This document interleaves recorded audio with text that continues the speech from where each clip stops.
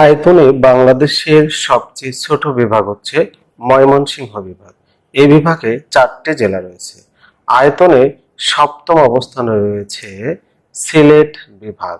এই বিভাগে 4টি জেলা রয়েছে। আয়তনে বাংলাদেশের ষষ্ঠ অবস্থানে রয়েছে বরিশাল বিভাগ। এই বিভাগে 6টি জেলা রয়েছে।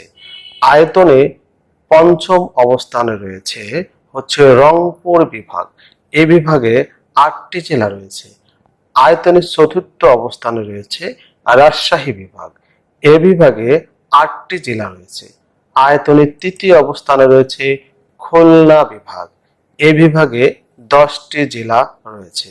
আয়তনে দ্বিতীয় অবস্থানে রয়েছে ঢাকা বিভাগ। এ বিভাগে 13টি জেলা রয়েছে এবং আয়তনে প্রথম অবস্থান অর্থাৎ বাংলাদেশের সর্ববৃহৎ বিভাগ হচ্ছে চট্টগ্রাম বিভাগ। এই বিভাগে 11টি জেলা রয়েছে।